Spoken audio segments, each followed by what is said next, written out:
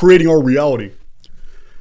I've explained in prior videos that it is an absolute must that you understand that one thing, you're not creating anything. You're not doing anything.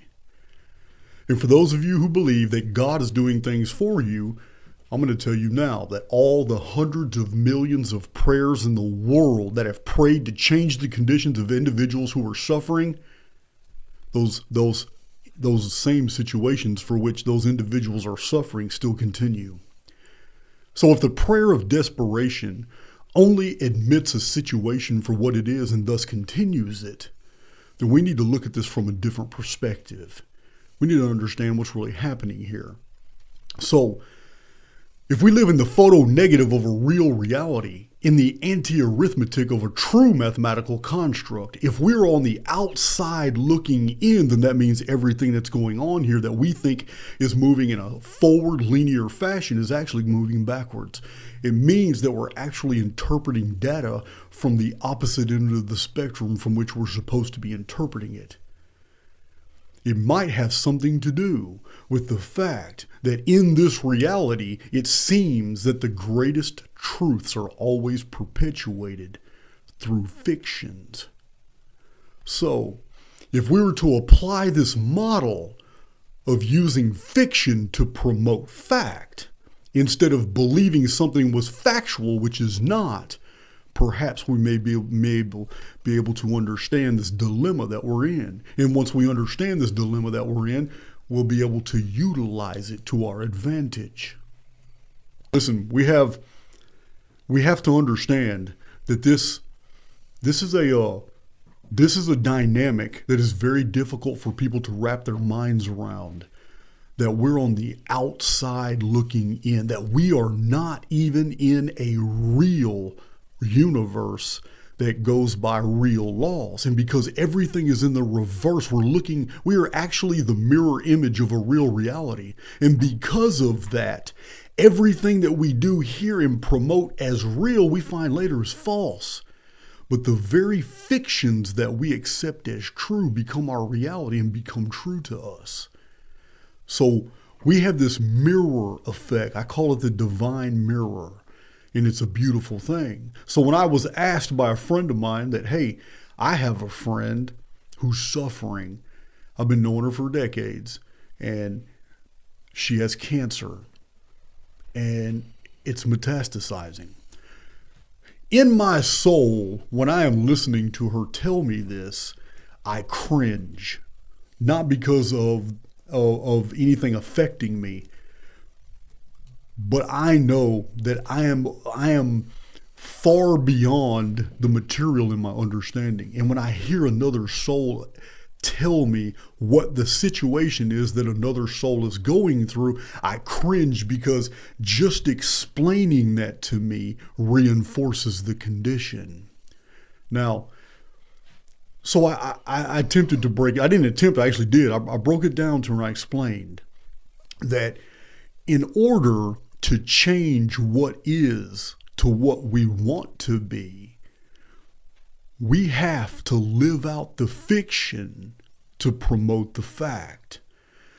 If Jason, and I don't, but if Jason had cancer, and even if I was told by somebody in the medical profession that it was metastasizing and that it was spreading, even if they gave me a date, I don't know, 10 years ago, I may have accepted that programming into my own substrate.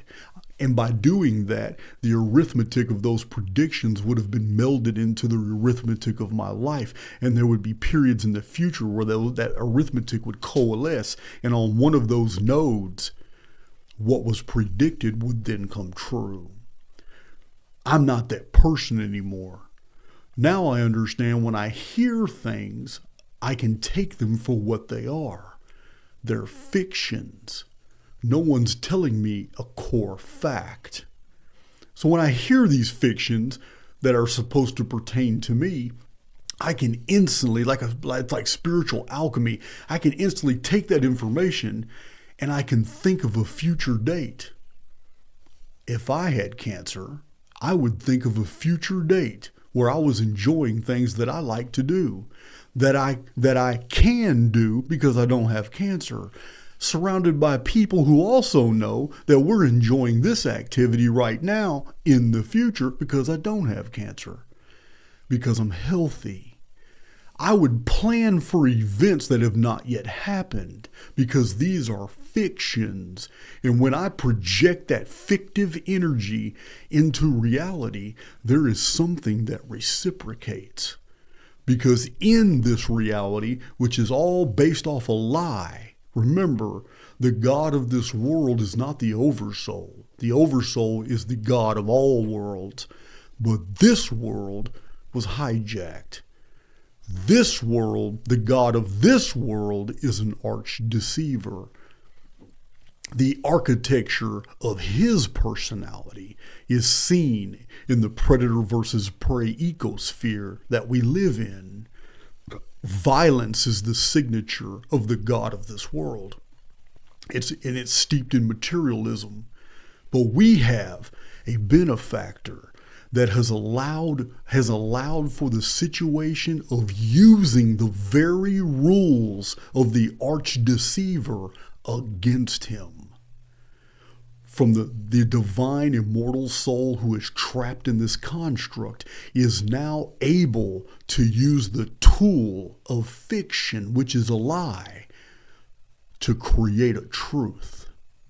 It is just the opposite of what we're trained to believe, that we are physical beings and that imagination and daydreaming and prophecy and all these things are fictions. It's just the opposite. It's the very fictions that we create because we are co-creators. When we believe in the very fictions that we write for ourselves, they become our reality. And one reason for this is because the informed field of the individual writes its own existence through a relationship with the neutral field of the simulacrum, which is an extension of the oversoul. It's not penetrable by this arch deceiver, by whatever it is, AIX, the demiurge, Yaldabaoth, God, Satan, whatever you want to call it. It's a force that promotes the more visceral, the more base traits and desires. But it cannot affect the highly individualized soul who refuses to succumb to the material interpretations of reality and instead uses empathy, intuition, and imagination to build their own world. This highly individualized person doesn't have to be an adept. It doesn't have to be someone who is steeped in Eastern mysticism and somebody who is well read, somebody who's read 1,300 nonfiction reference books. This isn't the type of individual the simulacrum responds to. The neutral field of the simulacrum responds to any informed field that enters a relationship with it.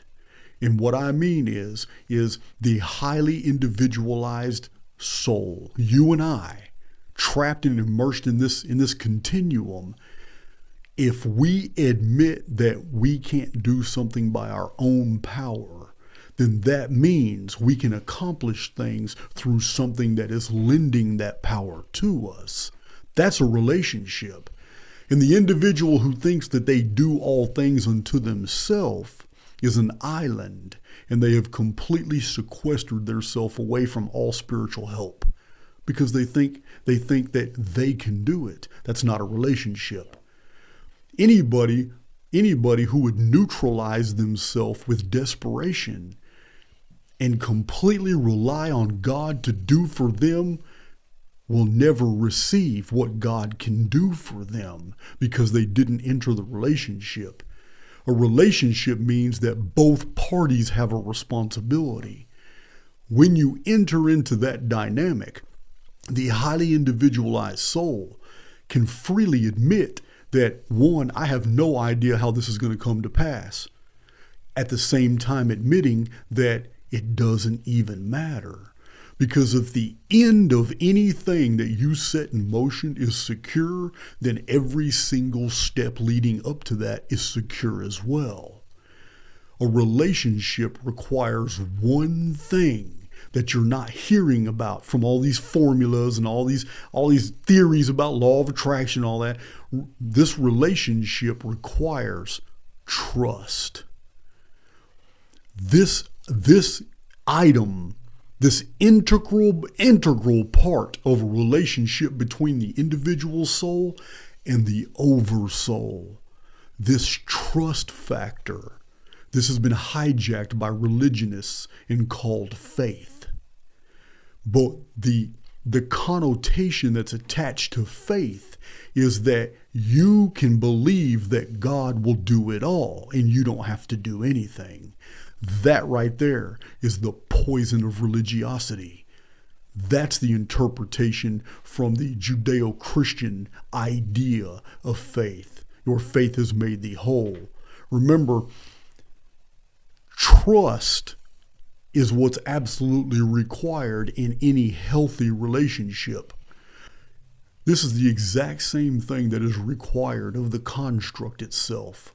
The individual souls that move through life, that think that they can do things unto themselves, will continue to think that they can fight these fights themselves.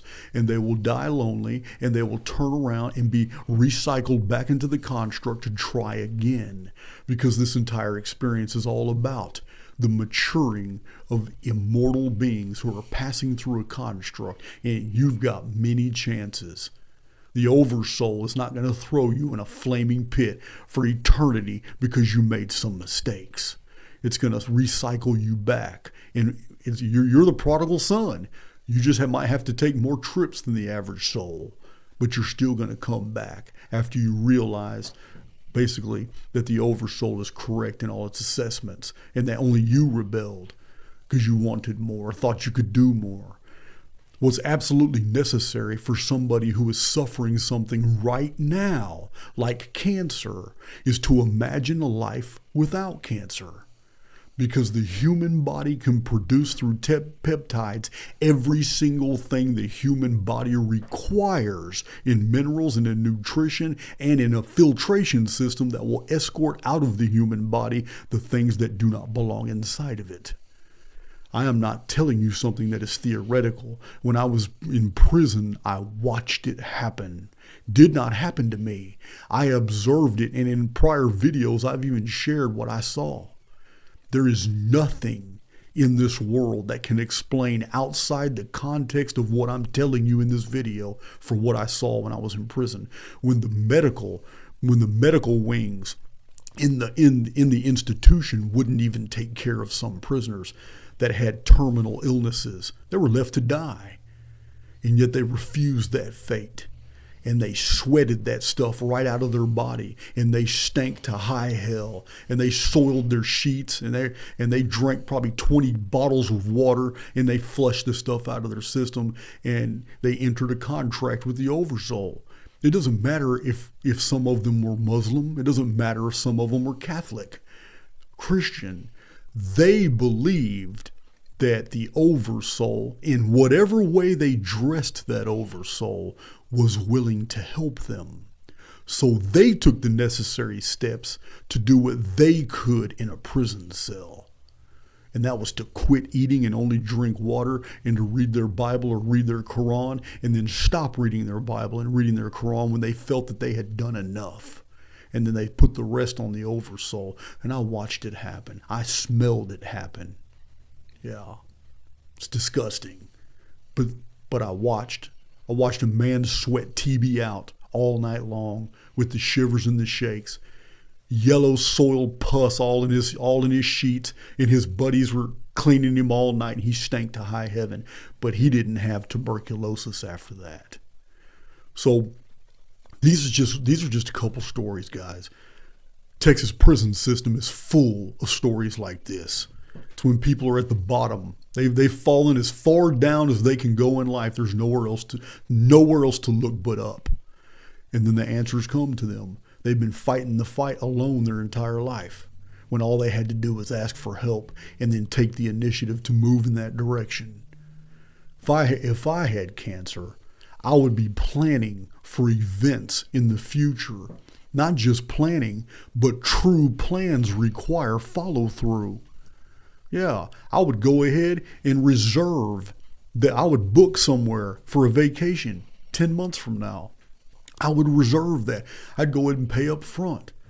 I would start looking on the internet for other things in that area that I could do for the 2 weeks that I planned to stay there. Yeah, I would make those plans and then dismiss them, record them, put them in a Microsoft Word file, whatever, put them aside. Put them aside. The more you dwell on something, the more power you take from it.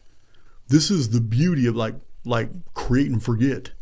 It's a method and it works. Bringing things into your existence almost requires you to mentally create that image, project it out, feel the feelings of having it, also express gratitude for the oversoul that it was given to you, and then just forget it. Move on about your life. Because if you dwell on something, all you do is empower its continuance. Remember, the prayer of desperation continues, it admits a situation for what it is, and thus continues it. So whatever I'm diagnosed with, we can do away with all medical stuff right now.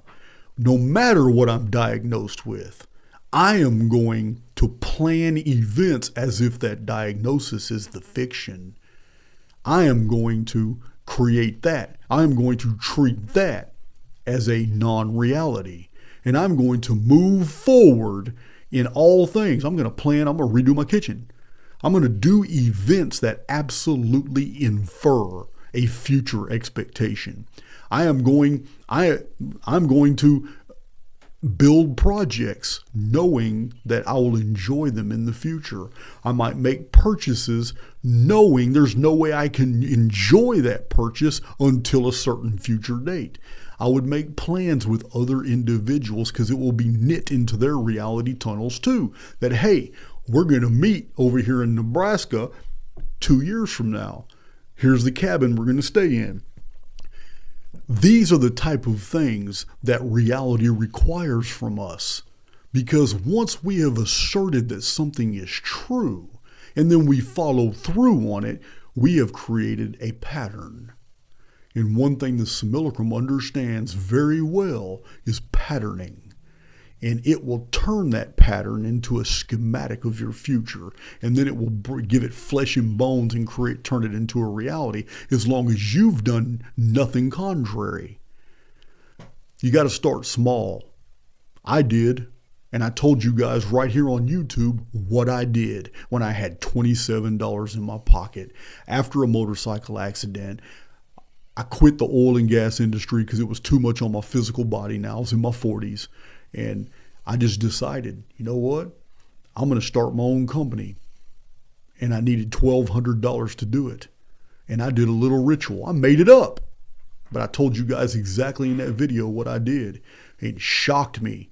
It even shocked me when I got paid up front, $600. And then at lunchtime, I got paid another $600, even though I hadn't even finished the job that I had got the very next day. And the exact $1,200 I needed to start my new company, Paradise Rock Gardens, it happened exactly as I had called into existence.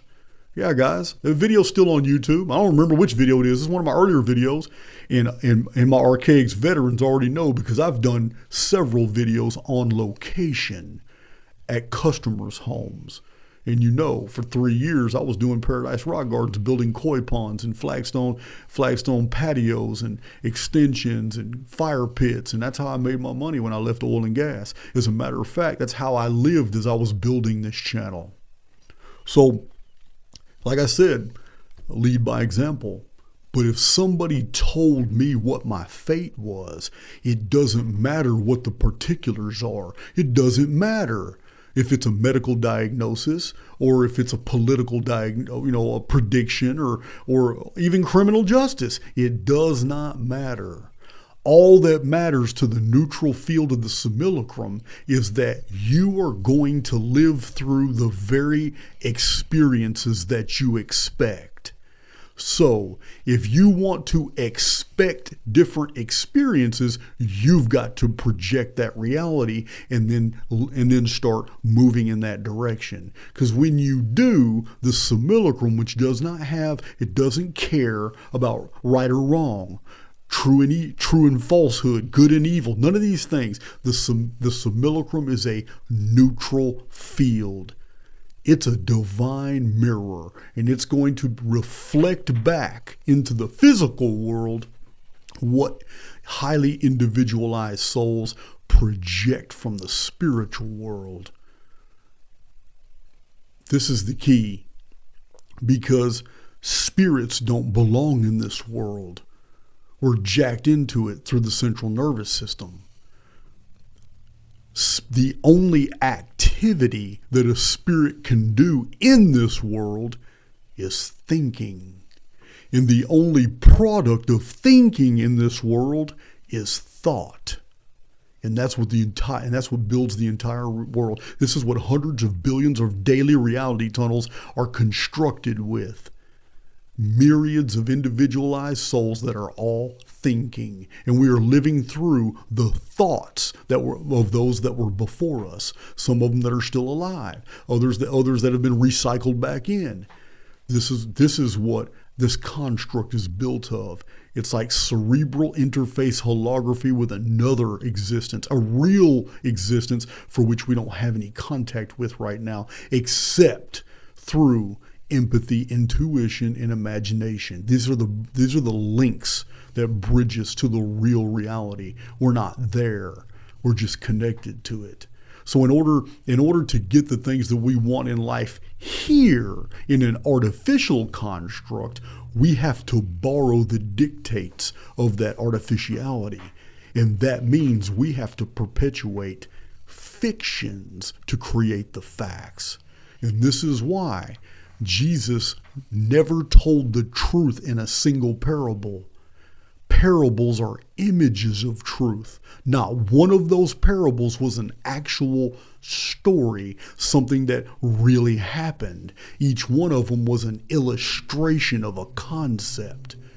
Parables are images of truth, and they're very powerful at conveying real things, but they're fictions. It's the same thing you've got to do. You got to be like Jesus. You have to call those things that are not as if they are. And the only way that you can actually succeed in doing this is if you accept that you are incapable of doing it yourself and you require help. That help comes in the form of reciprocation from the neutral field of the oversoul, the simulacrum. This is a relationship, and all relationships require trust. Try to get out of that religious mindset.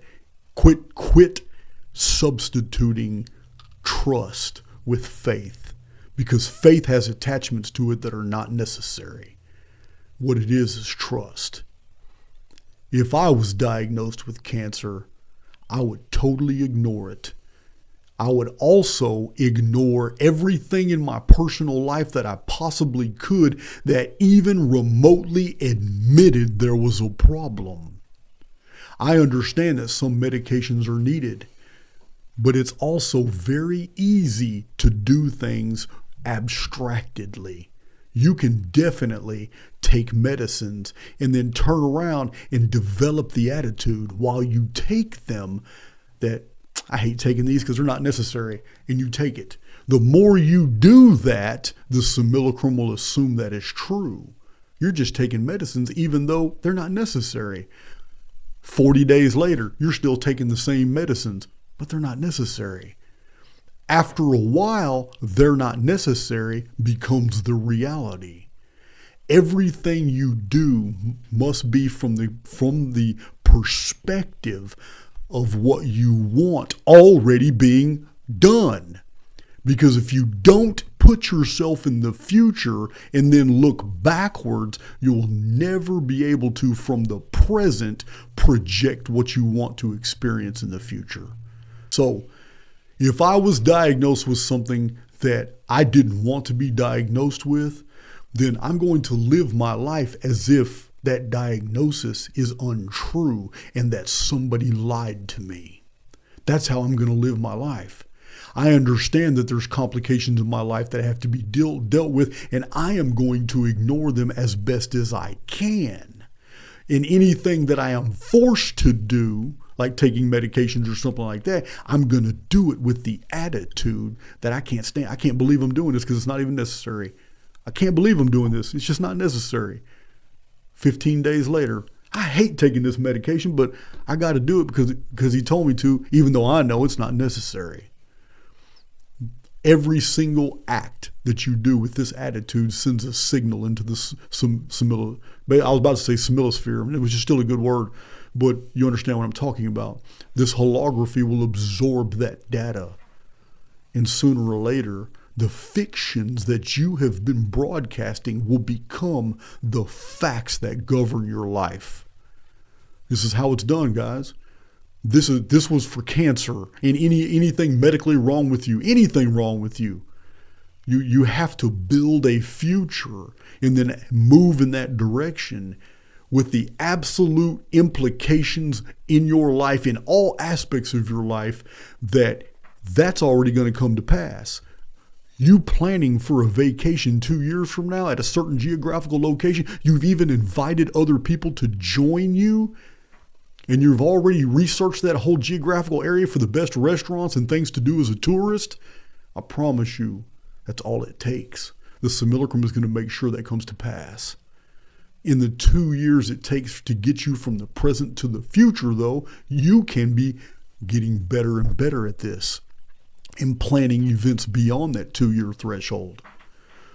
We still have to play by the rules of the construct.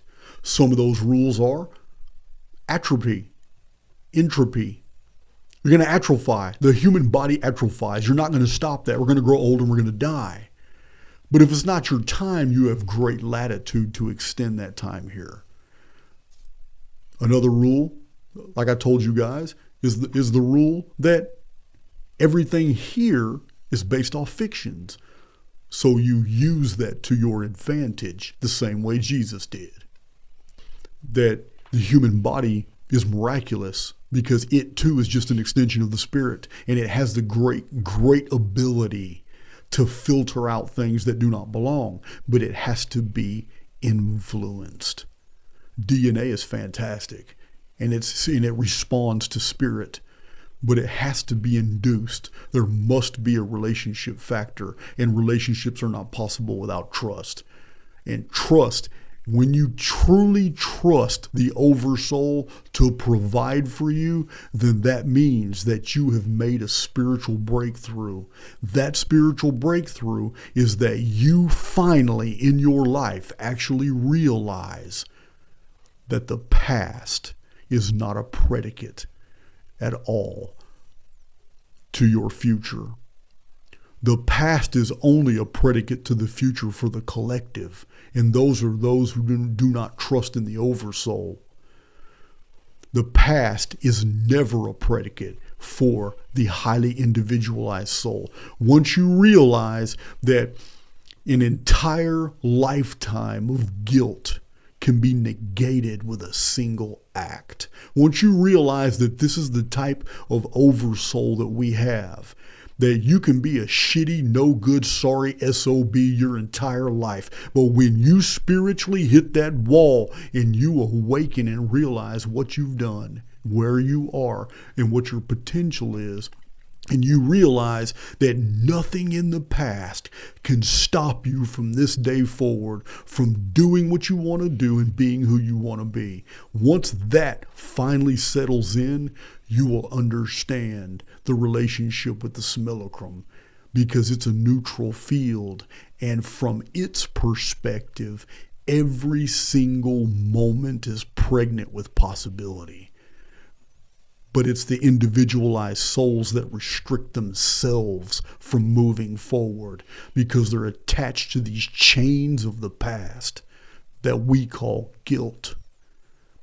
When you completely sever those chains, there's nothing to stop you from moving forward. Doesn't matter what your past is. You move forward, accept that relationship with the oversoul, and when judgment day comes, that's when the details will be ironed out. But while you're in here, you're subject to a relationship with a neutral field, which is an extension of the oversoul. And it has made promises to us that we can do things, we can experience things, we can have things, we can do all this, we can affect other people, we can build spiritual relationships and material relationships. We can do all these things because we were granted the position of co-creator, which means that we have to do our part, but the oversoul will do everything else that we can't do. That's the relationship, and it requires trust. And you're not going to have that trust if you're still chained to a past.